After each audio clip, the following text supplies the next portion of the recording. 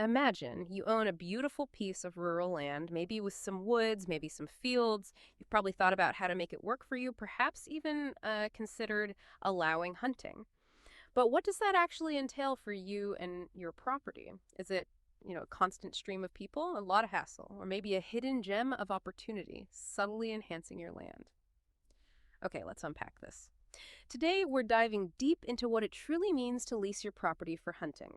We've looked at the sources, especially insights from how leasing my land to hunters will affect my property by Basecamp Leasing, to cut through the assumptions, really.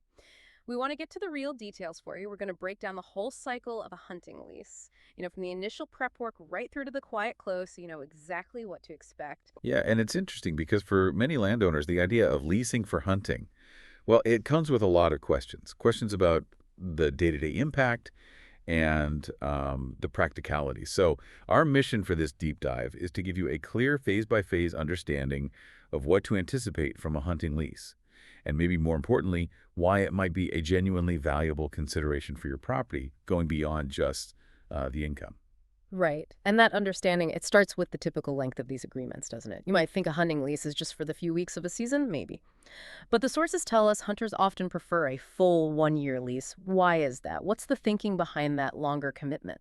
Well, that 1 year time frame is pretty critical, and it goes beyond just the hunting days.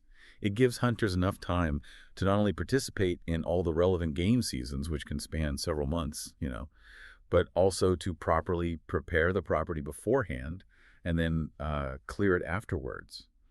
This kind of commitment encourages them to invest a bit in the land itself. They're more likely to maybe clear some fallen timber, help maintain access roads, that sort of thing. Practice good stewardship because they know they'll be back. It fosters a sense of responsibility, and honestly, it can often leave the property in a more managed state than it was before. Okay, that makes sense. So let's get into where it gets really interesting, the preparation phase. This isn't just showing up with a rifle, is it? You said it's like a strategic operation that starts way before the season. Sounds almost like a whole ecosystem analysis. What kind of picture are they actually building, and what are they doing out there? Yeah. Exactly. This preseason is a critical, highly strategic period. It can start way back in late winter, go all the way through summer and into early fall. And hunters aren't just, wandering around aimlessly. They're meticulously scouting the tract, as they call it. Their main goal is to get a deep understanding of the game, particularly deer movement. They're locating crucial water sources, identifying the prime food locations, and all this detailed reconnaissance lets them figure out the optimal spots for stands. So they're not just guessing, they're placing themselves strategically based on what they've observed. And this level of detail means they're not just randomly trampling your land either. They're operating with a kind of surgical precision, which minimizes disturbance. It reflects a more professional, respectful approach to your property, really. So it's not just about finding where the deer are right now, but understanding their habits, their routes, their needs over time. What kind of specific hands-on stuff are they doing on the property during this extended recon phase? Precisely. Yeah. So beyond just watching, they'll be setting and regularly checking trail cameras. That helps them build a really comprehensive game plan, gathering intelligence on the deer population, movement patterns, that kind of thing. Uh-huh. They'll also take several days, maybe spread out over weeks or months, to hang stands or place ground blinds in those key spots they've found. Okay. And, to make sure they have clear lines of sight and can move quietly, they'll be trimming shooting lanes, sometimes cutting small access trails, maybe doing a little trim work on existing access roads too. Right. And these aren't just like cosmetic changes for the hunter. They can actually be functional improvement for the landowner too. Mm. Might improve your own access or even help with fire break management in some cases. So when you say several days spread across months, what's a typical range? How often might a landowner expect to see hunters out there doing this prep? And does this extensive preseason work? I mean, does it ever feel intrusive? Yeah, you can generally expect hunters to be on the property for several days during this period. But Hmm. importantly, it's usually not consecutive days. It might be a couple of days in early spring, maybe a few more midsummer, another short trip in early fall. Okay. And the amount of work really varies, Uh-huh. depends heavily on the property itself. For instance, a property with really dense underbrush might need several dedicated days just for clearing trails. That's way more than, say, a tract with mature woods and existing ATV paths. Right. But What's often overlooked is that hunters, especially the serious ones who lease, are typically very respectful. I mean, they're investing in your property, right? Hmm. So their interest is to cause minimal disturbance. Good communication is key, though. Often they'll let you know before they plan to come out. I can imagine finding that perfect stand location is like solving a puzzle in a very green, very quiet room. Do the sources mention any like memorable stories about how intricate the scouting can get? Or maybe a funny anecdote about a hunter's aha moment finding a spot? Well, our sources don't dive into specific anecdotes like that, but they definitely highlight the intense dedication involved.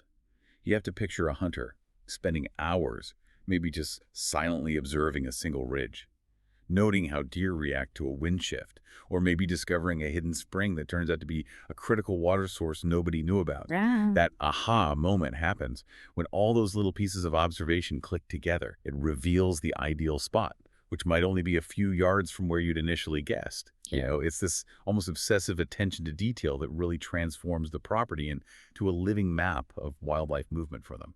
All right, so the meticulous prep is done, the stands are set, the game plan is in place. Now we move into the actual hunting season. How long does this typically run? And I guess the big question for landowners is, does this mean hunters are going to be on my land every single day during the season? Good question.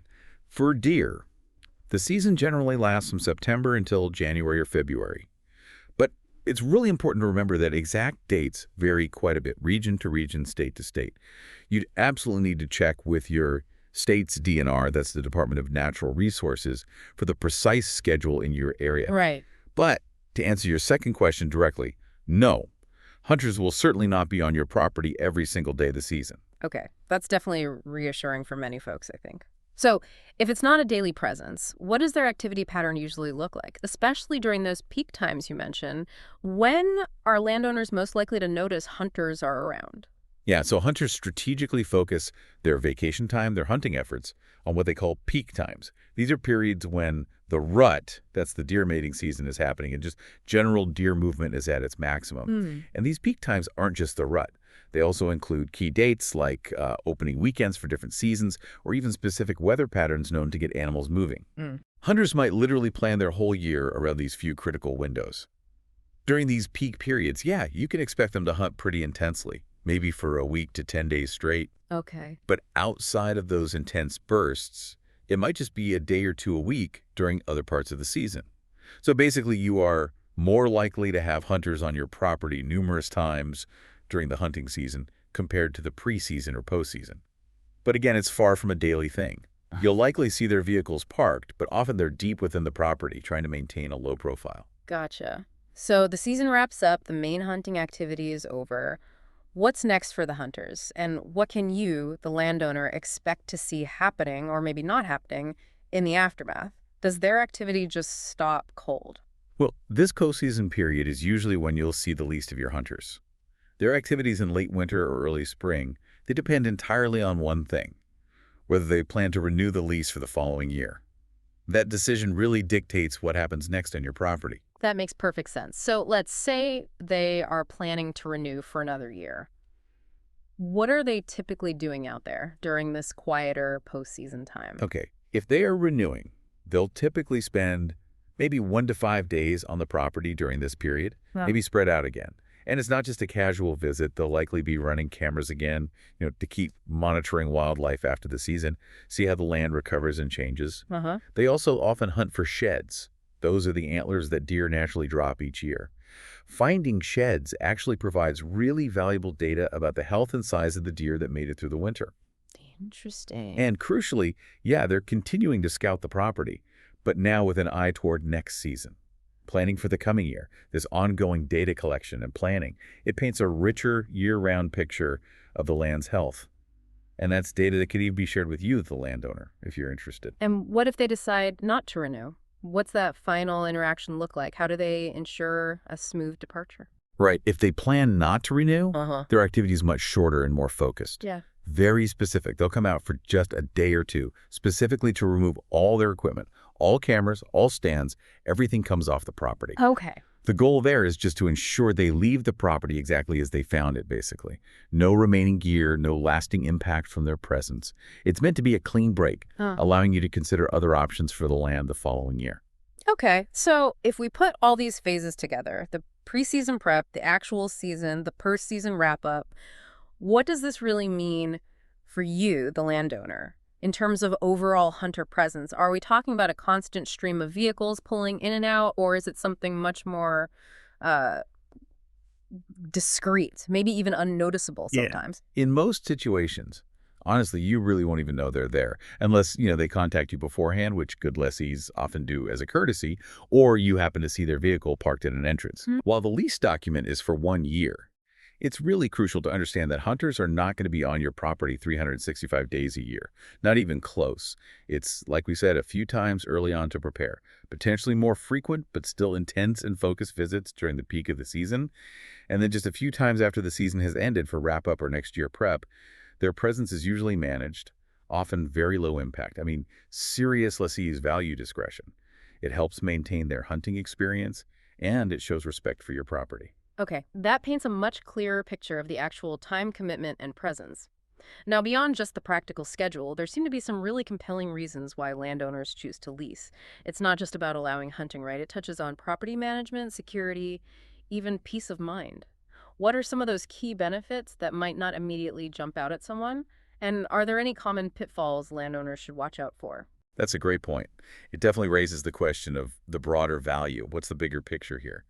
And leasing hunting rights really does offer several significant advantages for landowners that go well beyond simply allowing hunting.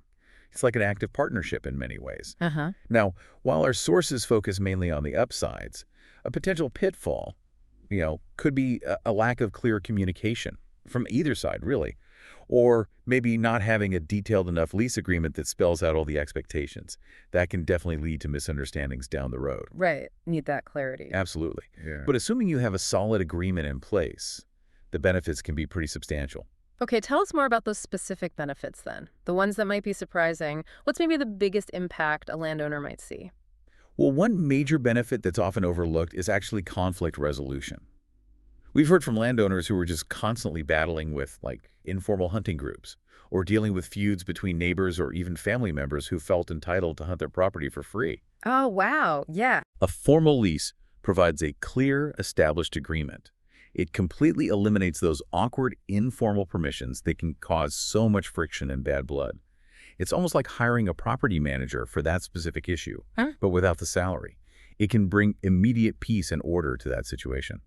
That's a really practical benefit, putting an end to those squabbles over access. What about the land itself? Does leasing help with managing it? Absolutely. Yeah, another key advantage is wildlife management and crop protection.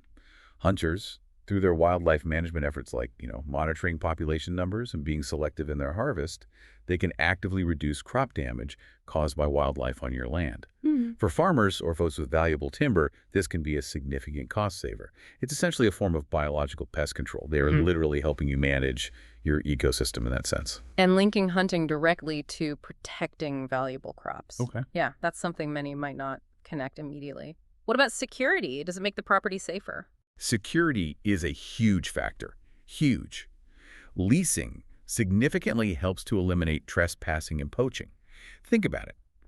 When you have known, authorized individuals regularly using and monitoring your land, just their presence acts as a powerful deterrent. Yeah. They become extra eyes and ears on your property. They're invested, so they're likely to report anything unusual, strange vehicles, fence damage, anything suspicious. And this leads directly to a greater sense of peace of mind for the landowner. You gain the assurance of knowing exactly who is supposed to be on your property at any given time, instead of worrying about unknown folks wandering around. So it's not just deterrence, but also active monitoring from people who care about the property. And of course, there's the financial side too. Precisely, yeah. Beyond all these management and security benefits, there is the clear financial incentive. It provides an additional income stream, absolutely, and it enhances property security indirectly through those benefits we just talked about. Our sources highlight that many landowners are really starting to realize the monetary return their property might hold just for the hunting rights. It turns what might have been seen as an underutilized asset or even just empty land into a revenue generator. It can transform a perceived liability, maybe land that was costly to maintain, into a strategic advantage. Yeah. And often for pretty minimal direct effort on your part once that lease is set up properly.